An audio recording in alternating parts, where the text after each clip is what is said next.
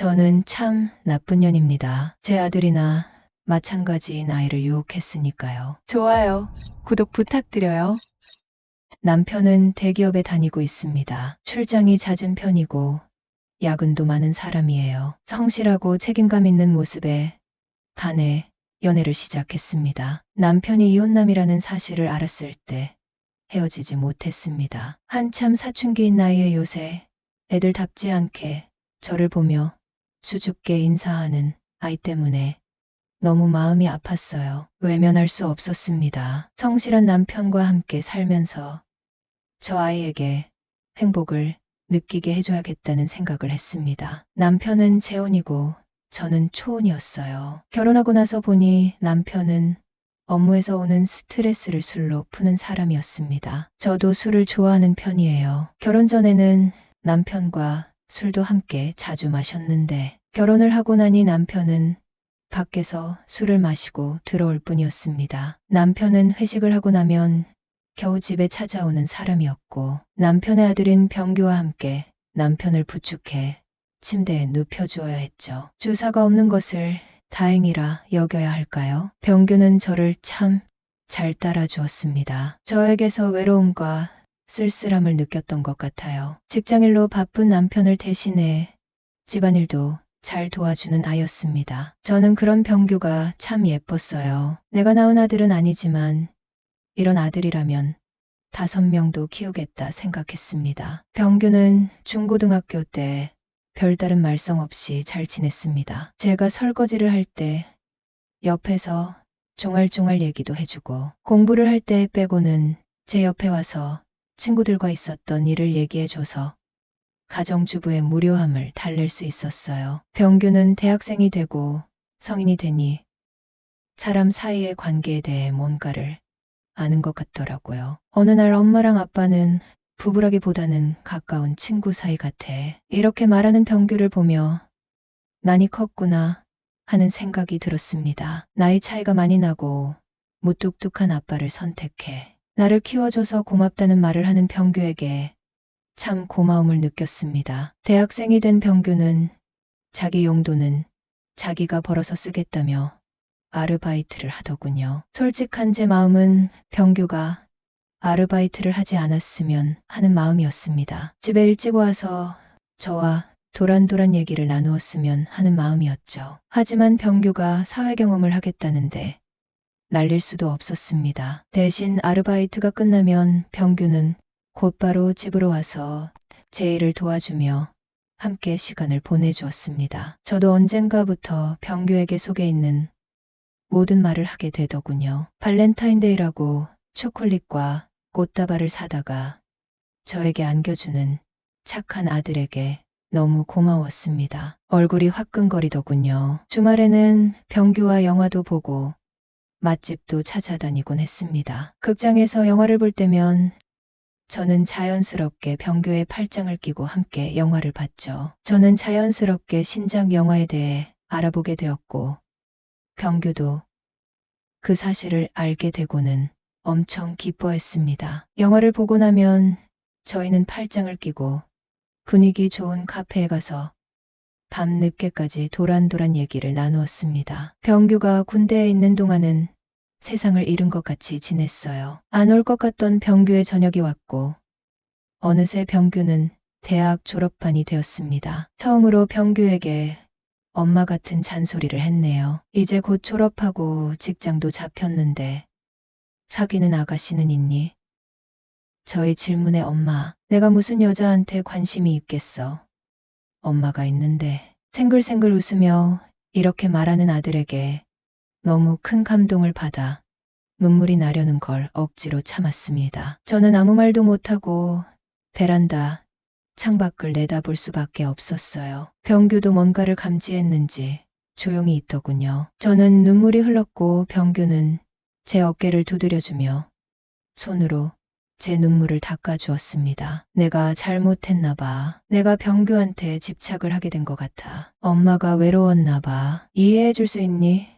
병규는 말없이 고개를 끄덕였습니다. 병규는 나중에 말해주었습니다. 이날 정말 가슴이 찢어지게 아팠다고 병규는 저를 꼭 안아주었습니다. 저는 병규의 가슴에 흐느껴 울고 있었어요. 그날 이후로 저는 병규와 주말 데이트를 하지 않았습니다. 남편도 뭔가 이상한 것을 느꼈는지 왜 주말에 병규와 나가지 않느냐고 묻더군요. 저는 당신과 함께 데이트를 하고 싶다고 했습니다. 남편은 짜증 섞인 말투로 말하더군요. 내가 주말에 하루 쉬는 걸 알잖아. 인상을 쓰며 이렇게 말하는 남편에게 뭔가를 기대한 제 잘못이었죠. 병규는 조심스럽게 저에게 주말 데이트를 신청했습니다. 저는 말없이 고개를 끄덕였는데 병규는 신이 나서 저를 꼭 끌어안더라고요. 저는 병규의 어깨에 머리를 기대고 있었는데 병규는 제가 떨고 있다는 사실을 느꼈나 봐요. 병규는 저의 눈동자를 한참 바라보더니 저에게 입맞춤을 했습니다. 저는 얼어붙어서 가만히 있을 수밖에 없었어요. 엄마, 사랑해요. 나지막이 속삭이는 병규의 말에 저는 다리가 떨렸습니다. 저는 병규와 데이트를 하기로 한 날 염색을 하고 머리를 다듬었습니다. 그리고 병규가 좋아하는 옷을 골라 입고 기다렸죠. 극장에 가서 병규는 자연스럽게 저에게 어깨동무를 했고 저는 병규에게 기대어 영화를 봤습니다. 영화를 본 후 우리는 늘 가던 한강 둔치의 카페로 갔어요. 날씨가 너무 포근해 우리는 카페 밖으로 나와 한강을 바라보며 자리를 잡고 앉았습니다. 병규의 어깨에 기댄 저에게 귓속말로 엄마, 오늘 너무 예뻐요. 이렇게 말하는 것이었습니다. 저는 여고생의 설레임 같은 것을 느끼고 말았습니다. 이러면 안 돼. 병규는 내 아들이나 마찬가지야. 이런 마음과 병규가 나를 안아주었으면 하는 마음이 속에서 치열하게 싸우고 있는 것도 느껴졌습니다. 이제 갈까?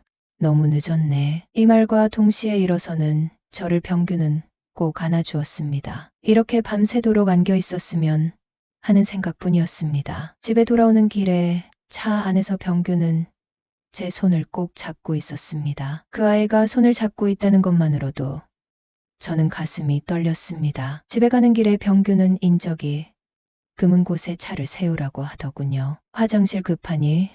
이렇게 물었더니 아니요. 다른 게 급해요. 병규는 저를 덮쳐왔습니다. 저는 어쩔 수 없이 병규를 받아들이고 말았어요. 차에서 불편하게 하고 싶지 않았습니다. 저는 병규를 손과 입으로 만족시켜 주었죠. 병규의 표정은 뭔가 불만이 있어 보였습니다. 저는 병규에게 귓속말로 이따 침대에서 편하게 해자. 병규 마음대로 하고 싶은 거 다 해도 돼. 빙긋 웃으며 병규를 보았는데 병규는 놀란 반 기대 반의 표정을 하고 있었습니다. 집에 도착해서 보니 남편은 술에 취해 자고 있었습니다. 퇴근길에 회사 동료와 술 한잔하고 들어온다고 하더니 오늘도 만취가 되어 귀가를 했나 봅니다. 저는 샤워를 하고 오겠다고 말했지만 병규는 제 팔을 잡고 놓아주지 않더군요. 아까 차 안에서 치른 일 때문에 저는 씻어야만 한다는 강박관념이 생겼는데 병규는 제 팔을 잡고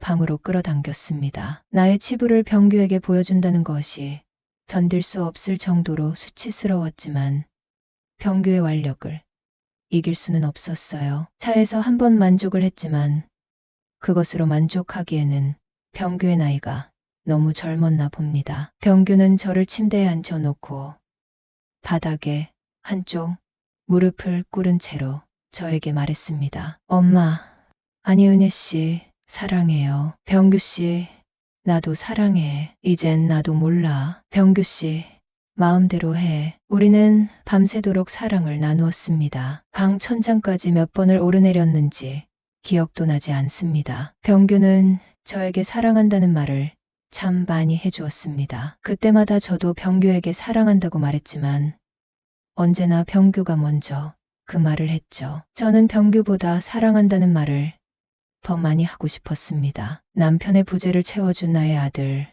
집안일을 도와주며 조잘대던 귀여운 모습, 이랬던 어린아이에게 저는 마음을 뺏기고 말았나 봅니다. 참 나쁜 년이지요. 어린아이라서 판단력이 부족해서 병규는 그럴 수 있다고 생각합니다. 하지만 저는 어른이고 중년이 다 된 사람인데 그런 아이를 바로잡아줄 생각을 하지 않았으니 제가 병규를 유혹한 것입니다. 제가 나쁜 년입니다. 새벽까지 일을 치르고 잠시 일어났을 때 병규도 잠에서 깨어난 듯 했습니다. 저는 병규에게 사랑해요. 이렇게 속삭이며 볼에 입맞춤을 했습니다. 눈을 뜨지 못한 채로 웃는 표정을 짓는 병규가 너무도 사랑스러웠습니다. 이제 씻고 안방으로 가야겠어. 잘 자요. 내 사랑. 저는 이렇게 말하고 샤워를 한 후 안방에 가서 침대에 누웠습니다. 다음 날은 남편도 쉬는 날이었습니다. 아침 식사를 마친 남편은